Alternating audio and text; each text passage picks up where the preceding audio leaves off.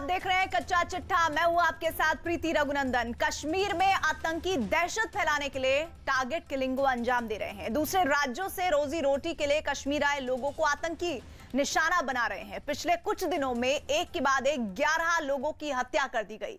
लेकिन बड़ा सवाल यह है कि टारगेट किलिंग के जरिए आतंकियों को क्या हासिल होगा?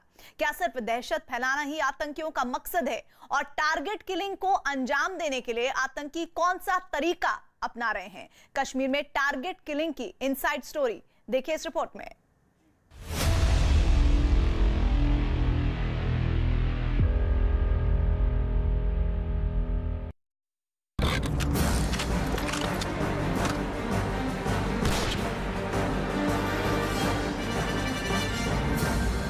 हालात अच्छा नहीं है। हमारा अभी घर जाने वाला, घर जाएंगे, इसलिए हमारे पास पैसा भी कुछ नहीं है।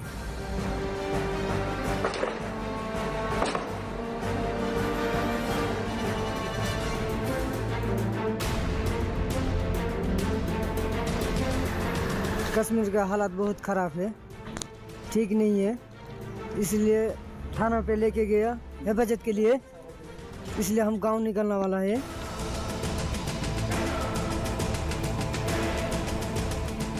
इससे बड़ी नपुंसकता क्या हो सकती है आतंकवादियों की? ये लोग फ्रस्ट्रेटेड हो चुके हैं।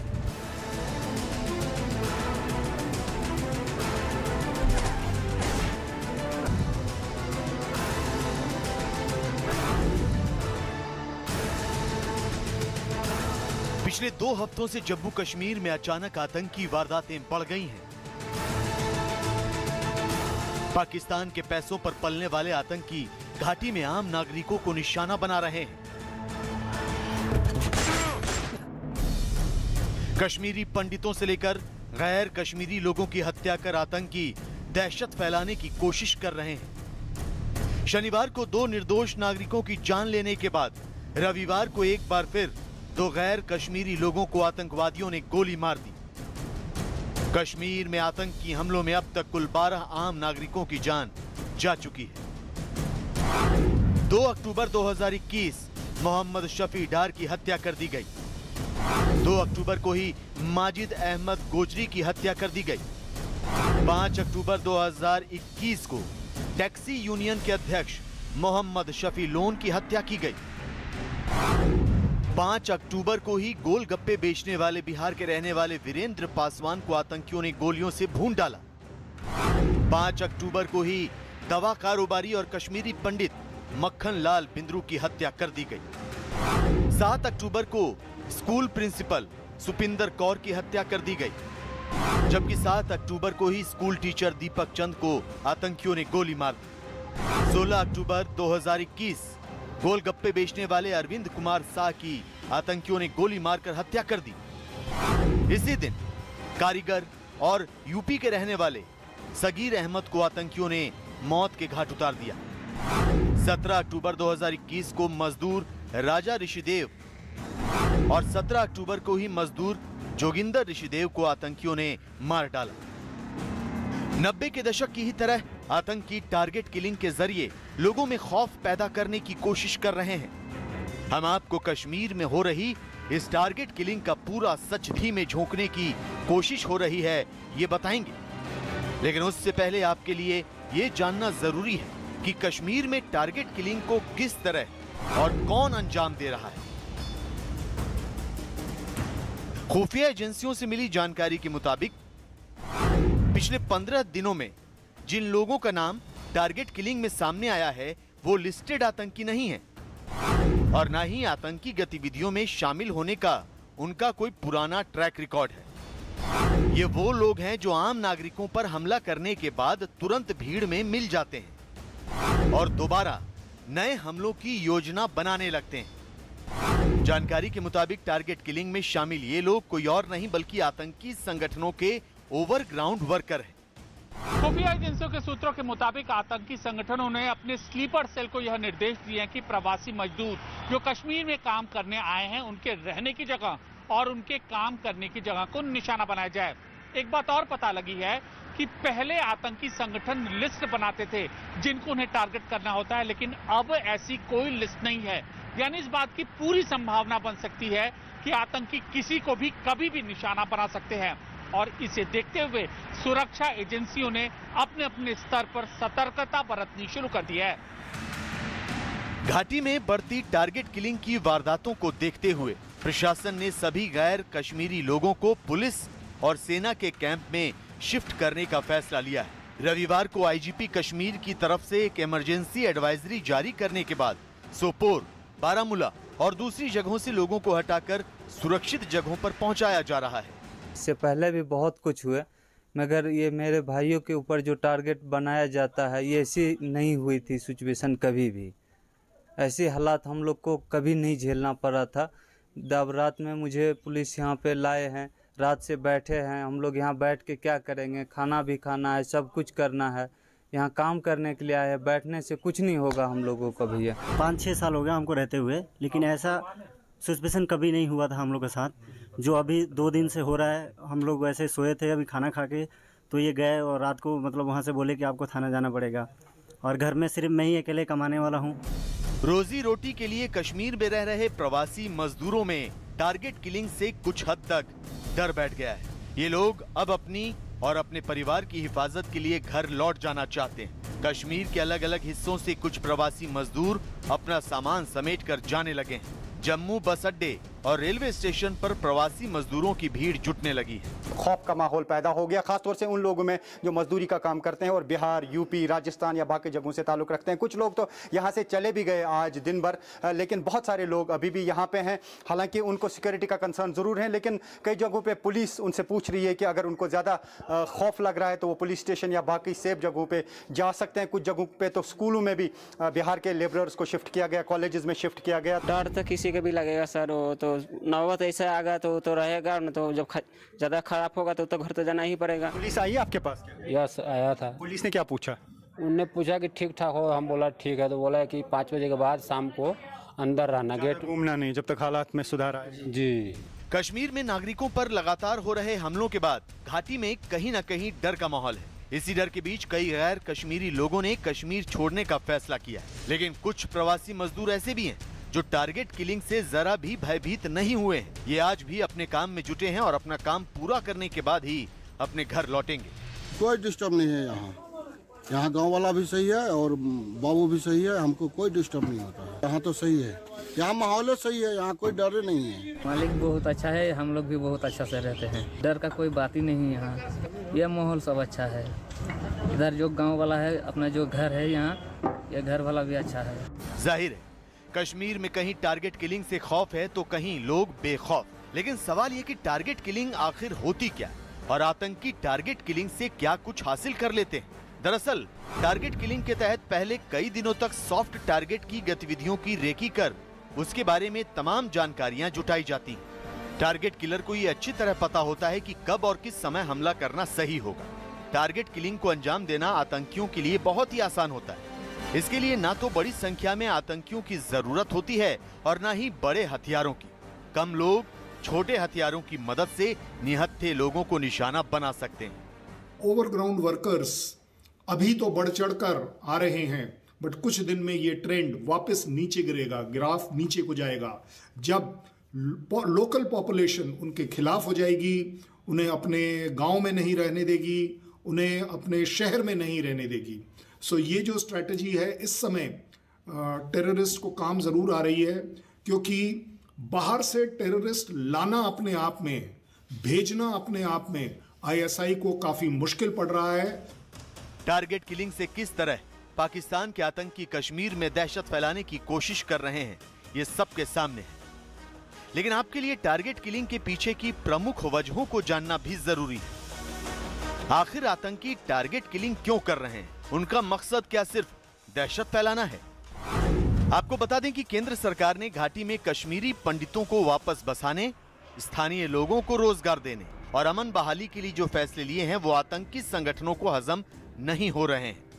कश्मीर में बीते कुछ दिनों में आतंकी संगठनों से संबंध रखने वाले लोगों को सरकार न सिर्फ नौकरियों से बर्खास्त कर रही है, बल्कि उनके साथ कड़ाई से पेश भी आ रही है, जो कट्टरपंथियों और आतंकियों को नागवार गुजर रहा है। आतंकी नहीं चाहते कि केंद्र सरकार की नई योजनाओं को कश्मीर में लागू होने दिया जाए।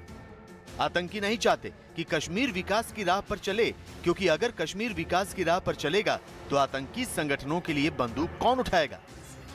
वैसे बौखलाहट नहीं सही, लेकिन टारगेट किलिंग को अंजाम देकर आतंकियों ने बहुत बड़ी भूल कर दी। आतंकियों ने अपनी मौत को निमंत्रण दे दिया है। गृह मंत्रालय आतंकियों के खिलाफ नई रणनीति तैयार कर रहा है।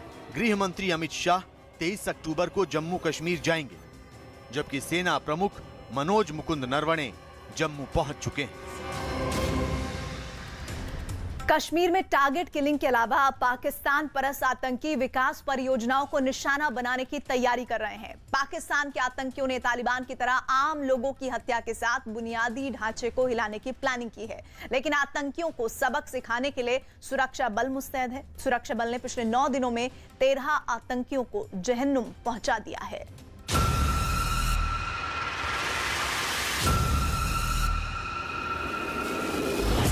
कभी सुरक्षा बल तो कभी आम नागरिकों को निशाना बनाने वाले आतंकी अब कश्मीर को विकास की पटरी से उतारने की सबसे बड़ी साजिश रच रहे हैं।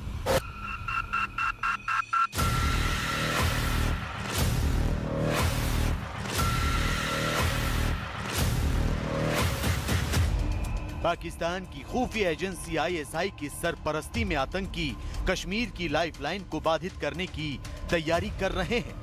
भारत की सुरक्षा एजेंसियों को इस बात की खबर लगी है कि आतंकी संगठन जम्मू कश्मीर में बिजली और बांध परियोजनाओं को निशाना बनाने की फिराक में है। बिजली और बांध परियोजनाओं पर हमले के लिए आतंकियों ने एक खास गुट बनाया है। आतंकियों के इस गुट को ISI ने ट्रेनिंग दी है।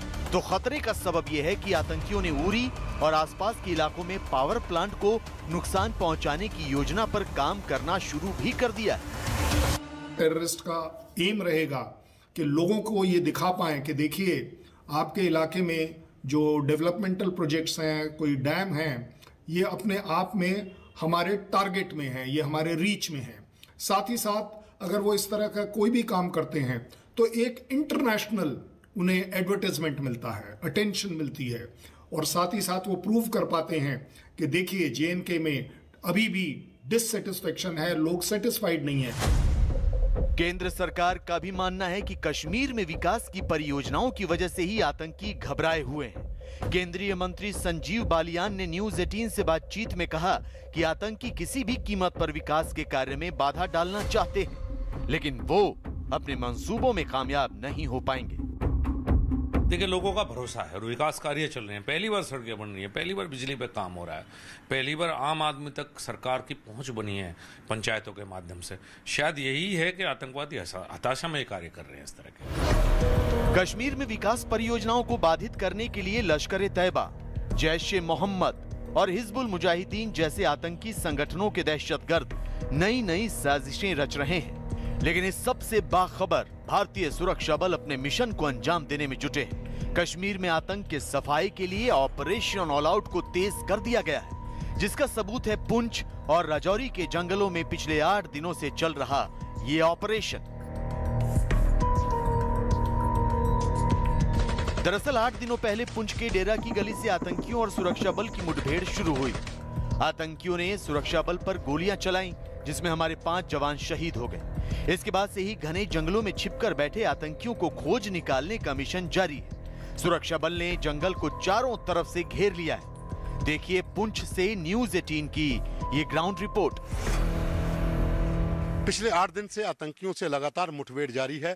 हम इस समय मेंढर के भटादुरिया जंगल के इलाके में हैं। आप देख सकते हैं जम्मू कश्मीर पुलिस का जो स्पेशल ऑपरेशन ग्रुप है उसने पूरे इलाके को, जो जंगल से बाहर आने का रास्ता है उसको घेर कर जवान जहां बैठे हुए हैं। इतना घना जंगल है, पहाड़ी इलाका है, कंटीलेदार झाड़ियाँ हैं। इस जंगल के भीतर सर्च करना बहुत मुश्किल हो जाता है। ये एक एग्जिट पॉइंट है जो जंगल से बाहर आता है, जो भटादुरिया का है।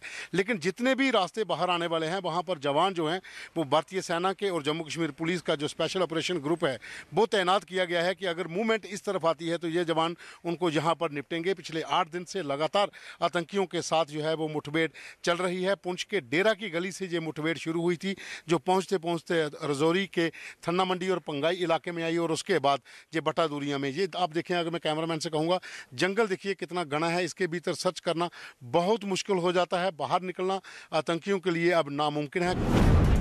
फिलहाल आतंकी रुक रुक कर गोलीबारी कर रहे हैं, लेकिन खूनी जिहाद को अंजाम देने वाले ये दहशतगर्द कब तक खैर मनाएंगे? कारतूस और गोला बारूद खत्म हुआ तो आतंकी सीधे जहन्नुम पहुंचाए जाएंगे, ठीक उसी तरह जिस तरह अब तक पाकिस्तान के पैसे पर पलने वाले दूसरे आतंकी पहुंचाए जा चुके हैं। पिछले 9 दिनों में 13 आतंकी मारे जा चुके हैं। जम्मू कश्मीर के शोपियां में 5 आतंकी मारे गए, श्रीनगर में 2 आतंकी मारे गए, अनंतनाग में 1 आतंकी मारा गया, बांदीपुरा में 1 आतंकी मारा गया और पुलवामा में 4 आतंकी ढेर कर दिए गए। सीआरपीएफ और एनआईए के डीजी कुलदीप सिंह श्रीनगर रवाना हो चुके हैं। सुरक्षा बल के आतंक विरोधी अभियान और तैनाती के मद्देनजर ये दौरा बेहद अहम बताया जा रहा है। यही नहीं, सूत्रों के मुताबिक जम्मू कश्मीर में आईबी, एनआईए, सेना और सीआरपीएफ के सीनियर अधिकारी भी इस समय कैंप कर रहे हैं। ये हर एक इंटेलिजेंस इनपुट को मॉनिटर कर रहे हैं। मतलब ये कि आतंकियों के सफाये का बंदोबस्त किया जा रहा है।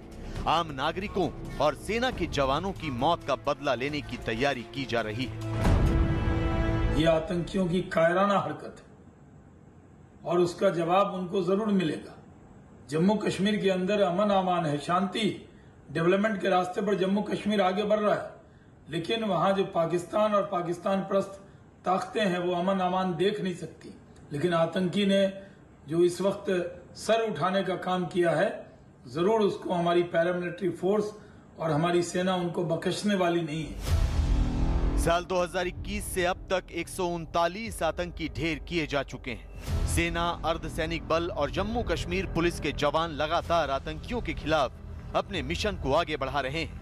पाकिस्तान आतंकियों की हर मुमकिन मदद भले ही कर रहा हो, लेकिन कश्मीर से आतंक का पैर उखड़ना तय है।